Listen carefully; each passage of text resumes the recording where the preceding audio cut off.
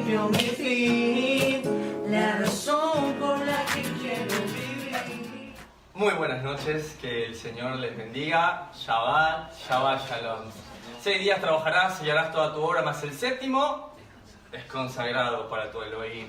No tendrás laburo alguno, en versión argentina. No trabajarás ni tú, ni tu esposa, ni tus hijos, ni tu siervo, ni la bestia que habita en tu campo. Porque en 6 días hizo el Señor los cielos y la tierra, más el séptimo descansó. Hizo Shabbat, la plenitud. Pudo disfrutar de lo que había creado. Que el Señor les recontra bendiga en este día. Quiero empezar saludando a las personas que están aquí, que nos visitan en Sucat David, Buenos Aires. Sean muy bienvenidos. A las personas que nos siguen a través de la página de Facebook de Desafiante, los que siguen los estudios bíblicos a través de la página de YouTube de Generación Desafiante y los que nos escuchan a través de Spotify. Y bueno, ya en unos momentos también va a salir oficialmente la página de www.generaciondesafiante.com. Así que vamos a estar mucho más cerca que antes. Agárrense porque el día de la fecha inicia Romanos capítulo 9, segunda parte, en las palabras del apóstol Pablo. Y quiero empezar con la diapositiva, con la palabra, con el versículo que más me impactó la semana pasada. La semana pasada entendimos que todas las promesas de las cuales habla la Biblia están específicamente dadas a lo que dice este versículo. Apocalipsis capítulo 14, verso 12. Aquí se verá la fortaleza del pueblo santo. Aquí está realmente los escogidos de Dios. ¿Quiénes son?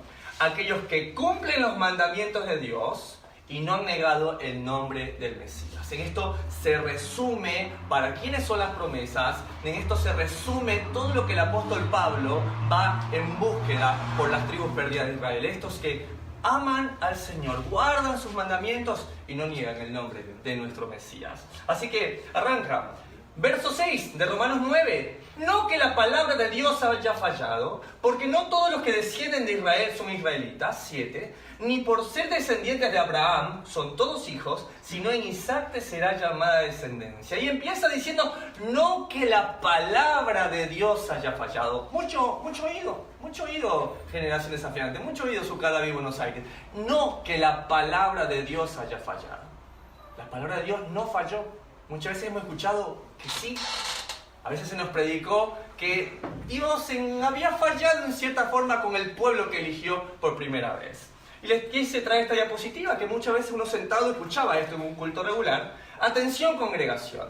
Dios se olvidó de Israel y de los judíos. Ahora nosotros somos su pueblo, los gentiles que creemos en Jesús y que no guardamos las leyes que caducaron, porque el Antiguo Testamento es para los judíos.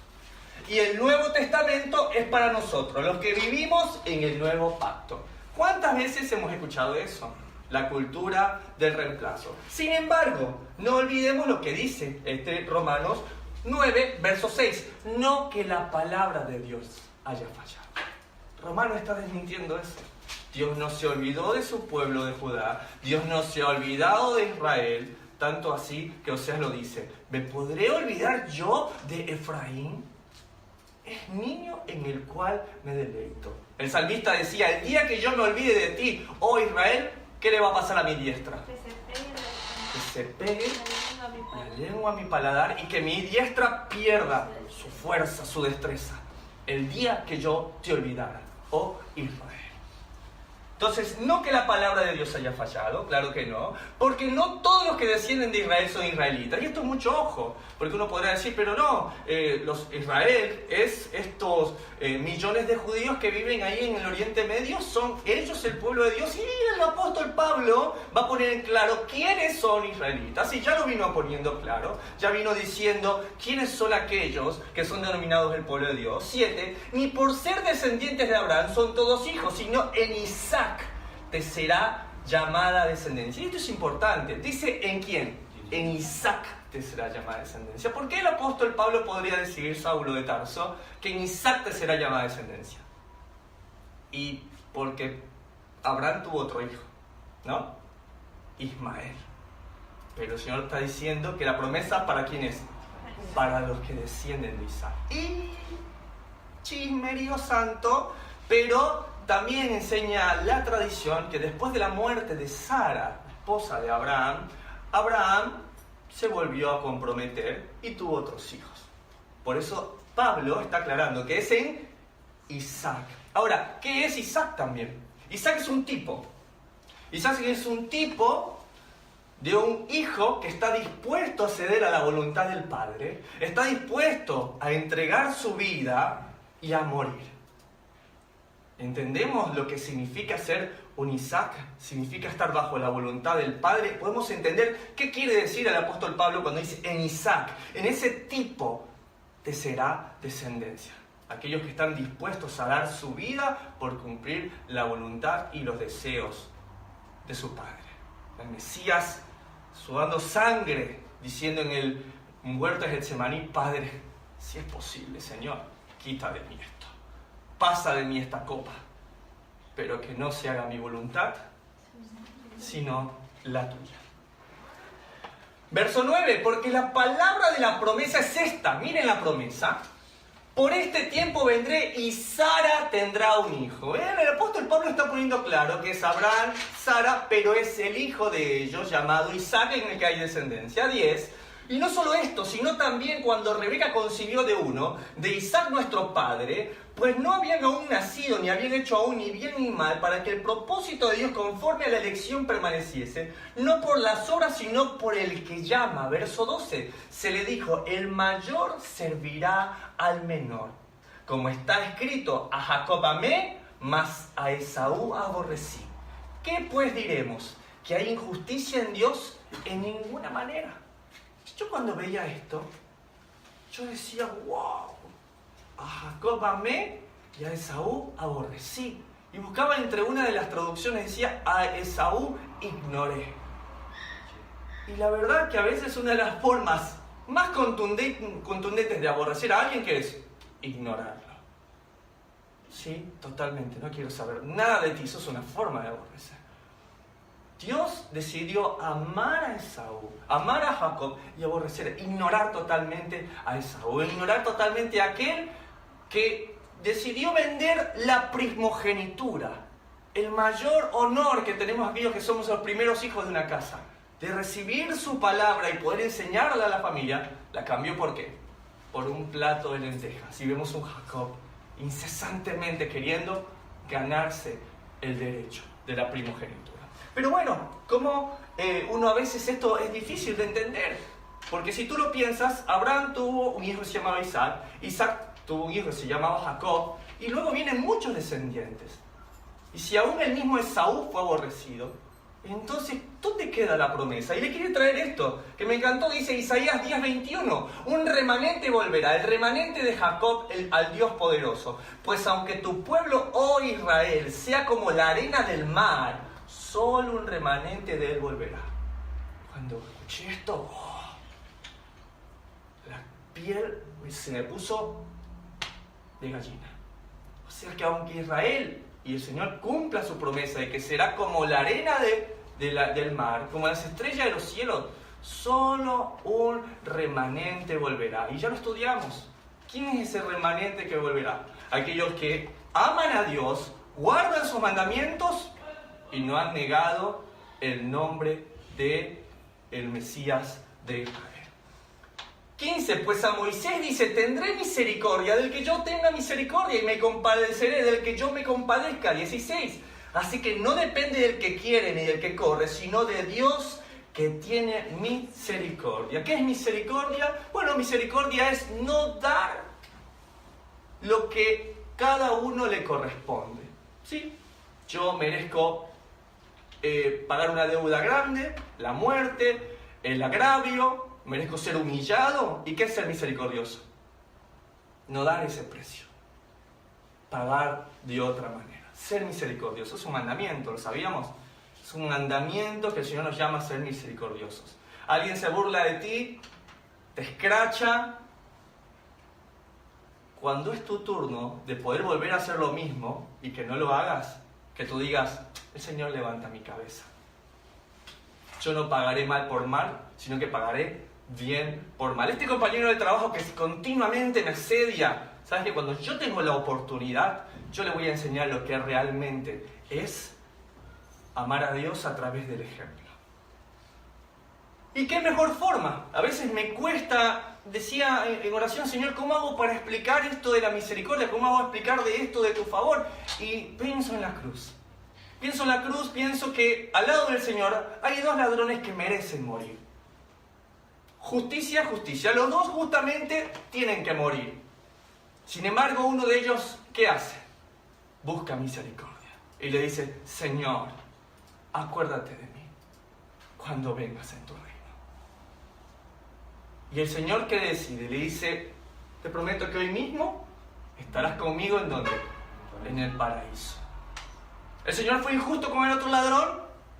No. El otro ladrón tiene el castigo que merece. Pero ¿qué decidió él? Ser misericordioso con el otro. ¿Entienden? No es que el Señor a unos ayuda y a otros los hunde. El Señor simplemente le da a cada uno recibe justicia. Pero a los elegidos, a los que Él por su misericordia ha elegido, Él da el favor. Pero a los otros no le es injusto. Cada uno tiene lo que bajo su vanidad y debajo del sol quiere tener. Verso 17, porque la Escritura dice, Faraón, para esto mismo te he levantado, para mostrar en ti mi poder y para que mi nombre sea anunciado por toda la tierra. De manera que de quien quiere tiene misericordia y al que quiere endurecer, endurece. Y yo esta parte, ¿cómo me costó? Está mi esposa que me puede certificar que me dolió la cabeza toda la semana. Señor, ¿cómo es esto? Que endureces el corazón. Porque si no significa entonces que tú también te das el tiempo para endurecer. No, Señor, ayúdame. Qué difícil esto de aquí. ¿Saben qué? Empecé a estudiar el tema del faraón y es muy interesante. Porque antes de que Dios decida endurecer a Faraón en su decisión, pasó algo muy interesante. Vayan conmigo al libro de Éxodo 8, verso 9, dice, y dijo Moisés a Faraón, dígnate indicarme cuándo debo orar por ti, por tus siervos y por tu pueblo, para que las ranas sean quitadas de ti y de tus casas, y que solamente quede en el río. Y él dijo, mañana. Los comentarios rabínicos me encantan porque dicen que no eran molestas las ranas vivas. Esas no eran molestas. ¿Por qué las echaban? El problema eran las muertas. Era el hedor que emanaban aquellas que estaban destripadas y que llenaban las casas. Era terrible. Era terrible, pero el corazón de Faraón es tan duro que aun cuando no tiene el control, ¿qué dice? Mañana. ¿Les parece lógico? Hasta ahí el Señor no ha entrado en ese corazón. Hasta ahí el Señor no decidió endurecer el corazón. Pero ¿les parece lógico? Les quise traer una foto. Imagínense, este hombre durmiendo y lleno de ranas. ¿Ustedes qué harían en sus casas? Imagínense, por acá se ríe Darío y diga, mi mujer ya me estuviera sacando a palos todas las ranas, ni que se diga la mía, no, yo estaría sacando 24 horas las ranas. Y cuando, me imagino, llega Moisés, los egipcios dicen, es momento, ahora nos va a sacar todas las ranas. ¿Cuándo quieres que las saque Faraón? Y está la mujer de Faraón, la tía, la suegra de Faraón, porque pobre, hasta Faraón sufría de eso. Y decía, ya, saca las ranas. Pero el orgullo de Faraón, ¿qué dijo? Mañana. La cara que haber puesto la suegra de Faraón, haber dicho, es que este me quiere torturar, por eso las quiere, no le importa sufrir, que hace no sufrir. Yo hubiera estado al lado de Faraón y le hubiera dicho, Faraón, o sea, ¿cómo mañana? ¿No? ¿Usted le parece lógico eso? Y a veces nuestra vida puede parecer igual. Decimos, vamos a amar a Dios, vamos a hacer lo que tengamos que hacer y el Señor va y te pone su gracia y su misericordia. ¿Y tú qué dices? Mañana. Y la próxima semana. Y esto no tiene que ver con religión. Ojo, esto no tiene que ver con la estructura religiosa de voy a la congregación, me siento de forma rutinaria, que me vea el pastor, el líder, el sacerdote, el rabino. No tiene que ver con eso. Tiene que ver con mi decisión personal de buscar a Dios con todo mi corazón y decirle, Señor, ya empiezo, ahora mismo. ¿Por qué? ¿Por qué? Porque pongamos mucha atención. Porque el Señor decidió endurecer el corazón de Faraón solamente después de esto. Cuando Faraón endurece su corazón, Dios fija su decisión. Él tiene su regalo dentro de nosotros, pero mucho cuidado, porque dice que el pecado trae una característica, la insensibilidad. Un hombre dice, voy a engañar a mi esposa, es solo una vez. Y no es solo una vez. Cuando el hábito se instaura, ¿qué pasa? Se insensibiliza. Y ya cree que es normal. El que roba la primera vez le da vergüenza, le da miedo. Después se va. Aquella niña que sabe que está en contra de la voluntad de sus padres. El primer día le da miedo, ay, ¿qué dirán mis padres? Después te insensibilizas. Y es triste. Les quise traer el ejemplo, uno de los animales más majestuosos de la naturaleza es el oso polar. Y estaba estudiando cómo hay una forma de matar al oso polar. Y resulta que toman un cubo de hielo, ¿sí? Dentro ponen carne y le ponen múltiples cuchillas, muy filosas. La ponen dentro de la carne y la ponen a congelar. Cuando el oso llega, le empieza a dar lengüetazos. Entonces, poco a poco, ¿qué pasa? Se va desintegrando el hielo, ¿no? Porque no puede morderlo. Cuando empieza a lengüetear, empieza a probar un poco de la carne. Pero esa carne, ¿qué contiene? Algo corto, punzante. Y empieza luego a lamer. Y mientras lame, ¿sabe lo que pasa? Siente una rica sangre calientita y dice, ¡qué delicia! Más sangre calientita, más sangre. Y cuando se da cuenta, toda su boca llena de esta sangre y muere. ¿Qué fue lo que pasó? Se desangró él mismo. La insensibilidad que causa muchas veces el pecado no te da cuenta. Puedes estar como Faraón después y después ya es muy tarde. Después cuando te das cuenta, no hay vuelta atrás. Por eso, si el Señor nos permite arrepentirnos, que sea hoy ese momento, que sea el momento de decirle, hoy arranco. Y no es arranco e ir al culto regular, no, hoy arranco y, Señor, estoy aquí, no sé nada de ti, pero tengo un corazón dispuesto. Muéstrame tus palabras, muéstrame tus mandamientos. Quiero empezar a guardarlos, quiero empezar a amarte hoy. Por eso dice la palabra en Zacarías, capítulo 7, verso 12, y endurecieron sus corazones como el diamante para no oír la ley, ni las palabras que el Señor había enviado por su Espíritu. ¿Cuánto hemos dicho, estoy en el Espíritu? ¿Cuántas veces hemos dicho, sí, no, yo creo en el Espíritu Santo de Dios? Bueno, el profeta Zacarías dice que una de las características es que la ley es enviada a través del Espíritu. Esa es una de las mayores pruebas que puede existir. Verso 19. Pero me dirás, ¿por qué? Pues inculpa. Porque ¿quién ha resistido a su voluntad? 20. Mas antes, oh hombre, ¿a quién eres tú para que alterques con Dios? Dirá el vaso de barro al que lo formó, ¿por qué me has hecho así? 21. ¿O no tiene potestad el alfarero sobre el barro para hacer de la misma masa un vaso para honra y otro para deshonra? Y aquí el apóstol Pablo está citando Jeremías, capítulo 18, verso 6. ¿Por qué soy incisivo en estos versículos? Para que se den cuenta que el apóstol Pablo no está hablando nada nuevo.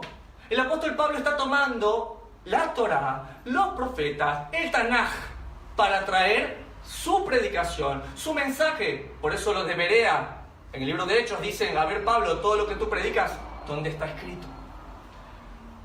Jeremías 18, verso 6. ¿No podré yo hacer de vosotros como este alfarero, oh casa de Israel? Dice el Señor. He aquí que como el barro en la mano del alfarero, así sois vosotros en mi mano, oh casa de Israel.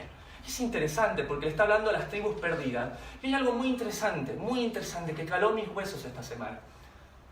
Yo decía, ¿en qué punto el alfarero decide destruir la vasija? Y resulta que cuando empieza a moldearla, cuando se empieza a endurecer y deja de ser suave, en ese momento se pierde la vasija. Cuando nuestro corazón empieza a estar suave, disponible, moldeable a sus caminos y se empieza a endurecer, en ese momento la vasija ya no tiene el mismo uso que tal vez el alfarero quería y va a tener que hacer lo que hace el alfarero, que es desecharla, romperla. Y yo quería traerles algo muy interesante acerca de esto. Porque normalmente cuando esta vasija se rompe, se echa a un campo. Y justamente Jeremías está hablando de esto en el capítulo 18, verso 6.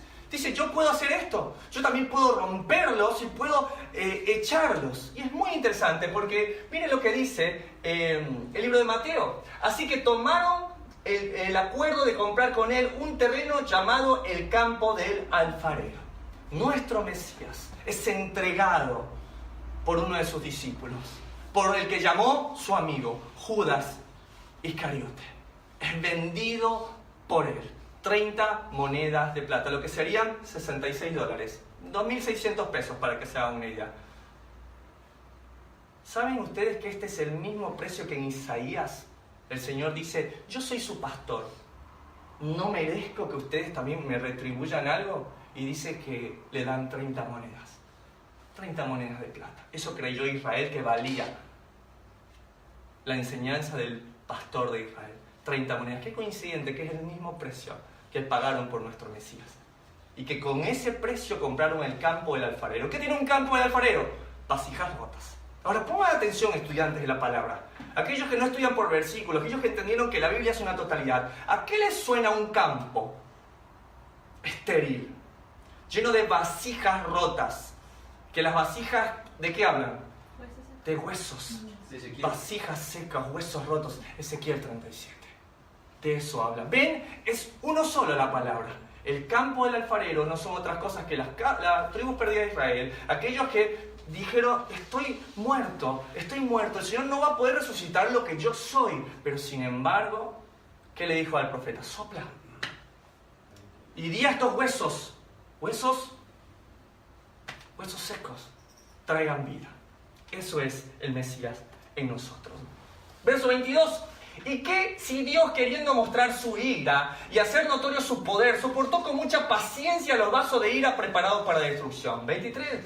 Y para hacer notoria la riqueza de su gloria, las mostró para con los vasos de misericordia que Él preparó de antemano para gloria. 24. A los cuales también ha llamado, esto es a nosotros, no solo de los judíos, sino también de los gentiles. 25. Como también en Oseas dice, llamaré pueblo mío al que no era mi pueblo, y a la no amada, amada. 26. Y en el lugar donde se les dijo, vosotros no sois mi pueblo, no sois pueblo mío, allí serán llamados hijos del Dios viviente. Y yo pongo la cara de esta nena que traje. ¿Sí? ¿Por qué, Pablo? ¿Por qué? Hablas de gentiles, pero citas las profecías de Oseas capítulo 1. ¿Por qué, Pablo?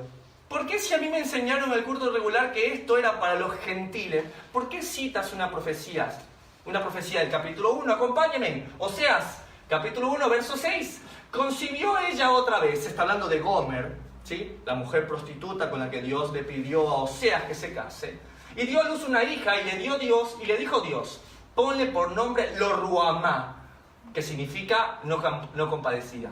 Porque no me compadeceré más de la casa de Israel, escuchen bien, de las tribus del norte, sino que los quitaré del todo. 7, más de la casa de Judá, de los judíos, tendré misericordia y los salvaré. Después de haber destetado a Lo-Ruhamá, concibió y dio a luz un hijo, y dijo Dios, ponle por nombre Lo-Amí, que significa que no es pueblo. Porque vosotros no sois mi pueblo, ni yo seré vuestro Dios. Con todo será el número de los hijos de Israel como la arena del mar, que no se puede medir ni contar. Y en el lugar en donde les fue dicho, vosotros no sois mi pueblo, les será dicho, sois hijos del Dios viviente. Verso 11. Y se congregarán los hijos de Judá y de Israel, y nombrarán un solo jefe, y subirán de la tierra, porque el día de Jezreel será grande. Y está hablando nuevamente.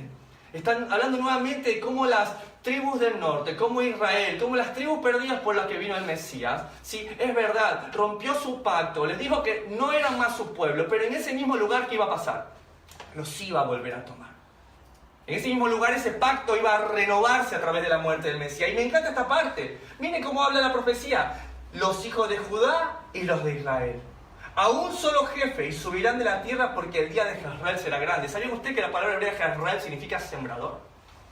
Qué interesante. Que cuando el Mesías habla dice que el sembrador salió a sembrar. El día del sembrador será grande. ¿Qué hizo? ¿Qué ha hecho el Mesías en estos 2000 años en las naciones? Sembrar. Y mucha de su palabra ha caído en espigas, mucha de su palabra también ha caído en terreno seco, pero mucho también de su palabra ha caído en lugares donde ha dado fruto y fruto abundante. Y aquí está Marty, ¿no? Doc, de Volver al Futuro, dice, Doc, ¿y si no soy parte de esa profecía? ¿Y qué si no solo soy un extranjero común? Y él tiene una pregunta lógica, tiene cara de loco, pero tiene una pregunta muy lógica. ¿Qué pasa si yo no soy una oveja perdida de la casa de Israel? ¿Qué tal si mi descendencia no proviene del mismo Abraham?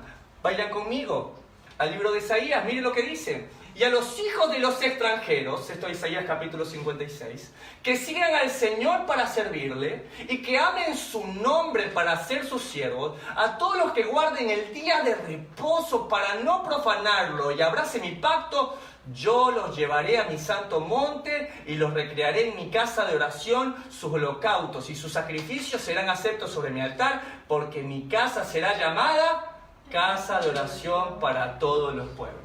¡Wow! ¡Wow! Y aquí uno no sabe dónde esconderse. Porque si uno dice, no, yo no estoy muy de acuerdo con toda esa onda de judíos y de Israel, yo soy un extranjero gentil que quiere ser parte de Dios. Bueno, este mandamiento también es para ti. Siendo un extranjero, la entrada es guardar el día de reposo. Empieza a dejar de hacer tu voluntad para decir, Señor, haz la tuya. ¿Y qué mejor forma de que empieces a controlar mi tiempo?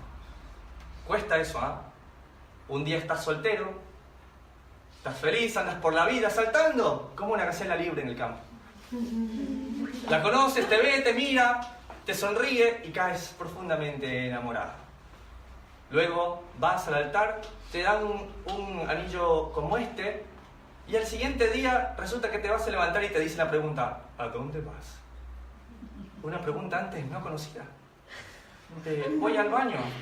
Ah, bueno. Luego vas a agarrar las llaves y dice, ¿y para dónde va el joven? Voy a la esquina. Vas llegando a la esquina, suena el celular y dice, ¿a qué hora vienes? ¿A dónde estás? Muchos podrían tomar la decisión de decir, yo me bajo de este barco. Y muchos dirían, no. Si yo la amo, yo tengo que ceder y mi amor tiene que alcanzar para esto. ¿Sí? Y esto pasa con el Shabbat. No, a mí me vas a decir que yo tengo que estar en mi casa con mi familia. Yo decido mi Shabbat. Para mí el día de reposo es el día que yo quiero. Y no funciona así. Se lo digo yo después de 9 años de casado. Es mejor llevar la fiesta en paz. Es mejor que Él haga su voluntad y no nosotros hacer la nuestra. Romanos, verso 9, versículo 27, estamos terminando. También Isaías clama tocante a Israel. Si fuera el número de los hijos de Israel como la arena del mar, tan solo el remanente será salvo. Esto es tremendo, solo un remanente de Ecuador, de Argentina, de Estados Unidos, de Europa. Solo un remanente de aquellos que aman al Señor, guardan sus mandamientos y no han negado el nombre del Mesías. Verso 28, porque el Señor ejecutará su sentencia sobre la tierra en justicia y con prontitud. 29, y como antes dijo Isaías, si el Señor de los ejércitos no nos hubiera dejado descendencia, como Sodoma habríamos venido a ser, y a Gomorra seríamos semejantes. Tú no te pongas a ver por qué el Señor ignoró a Esaú. No te pongas a ver por qué el Señor ignoró a otras naciones. Tú dale gracias a Dios de que el Señor tuvo misericordia contigo, de que estás aquí vivo y disponible para Él. Verso 30. ¿Qué pues diremos? ¿Que los gentiles que no iban tras la justicia han alcanzado la justicia? Es decir, la justicia que es por fe. Eso vamos a decir y es lo que se dice. Es lo que se dice. Un gentil que dice y declara con una oración que Jesús es su Señor y Salvador. Lo que se dice es que tiene entrada completamente y total dentro de la gracia. Y es cierto. Cuando yo acepto al Señor en mi corazón, empieza una decisión en mi vida de querer ser igual a Él, de parecerme a Él. Pero esa decisión conlleva mucho más. Porque muchos me podrían decir, la justicia que es por fe. ¿Y qué es fe finalmente? No, porque muchos podrían decir, no, es que yo tengo fe. ¿No? ¿Has escuchado eso? Ñaño, ten fe que te va a salir el examen, ese crédito te va a salir, tú ten fe. ¿Ten fe? Eso es tener fe. La palabra fe, como dijeron, la palabra hebrea emuná, que significa fidelidad a sus mandamientos. Y muchos cuando entienden erróneamente lo que es la fe y leen Romanos capítulo 1, verso 5, se quedan sin palabras. Y por quien recibimos la gracia del apostolado para la obediencia a la fe en todas las naciones por amor de su nombre. ¿Amas el nombre de Dios? ¿Quieres en las naciones llevar su nombre? Dice aquí que hay que ser obediente a la fe. Pero si la fe es simplemente decir que Jesús es mi Señor y Salvador, ¿qué tengo que obedecer? ¿Qué tiene de obediencia que yo diga Jesús es mi Señor y Salvador? Es Es una declaración muy importante, no le resto importancia. Lo que digo es que hay algo detrás que no nos han contado. ¿Qué es esa obediencia? Y lo entendemos cuando leemos Romanos, capítulo 2, verso 13. Porque no son los oidores de la ley los justos ante Dios, sino los hacedores de la ley son los que serán justificados. Uy, estos versículos, no puede ser, esto tiene que estar mal. Porque hemos escuchado muchas veces que no somos salvos por obras, para que nadie se jacte, sino para buenas obras.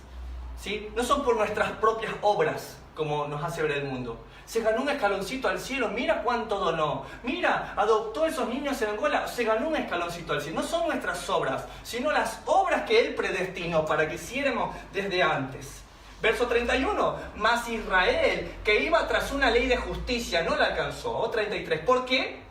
Porque iban tras ella no por fe, sino como por las obras de la ley. Y ahí uno se queda. Pablo, recién dijiste que somos justificados por las obras y ahora estás diciendo que no lo alcanzaron porque iban tras obras de la fe. Y yo pongo la cara de esta nena más o menos. Decídete, Pablo, ¿las obras justifican o no? Y les presento los manuscritos del Mar Muerto, las Mixamase HaTorah, la Torah Shebe'al-Peo, conocida como las obras de la ley. Finalmente podemos entender qué quería decir Pablo. Este es un artículo que me gusta mucho, esto es diciembre de 1994, y el título dice, por esto esperaste 35 años, esta es la revista de Biblical Archaeology Review, donde me encanta esto, dice lo siguiente, por Martín Abreu. La traducción habitual del Mixamase HaTorah, los manuscritos del Mar Muerto, oscurece su relación con las cartas de Pablo. Este rollo del Mar Muerto y Pablo usan la misma frase. La frase, las obras de la ley, de las cuales estamos leyendo, era imposible saber a qué se refería hasta el hallazgo de los manuscritos del Mar Muerto, ya que solo allí se encuentran y no hay ninguno de los escritos rabínicos de la época. ¿Qué quiere decir? Que todos los comentarios bíblicos que puedan existir que no comenten lo que significan las obras de la ley, están equivocados.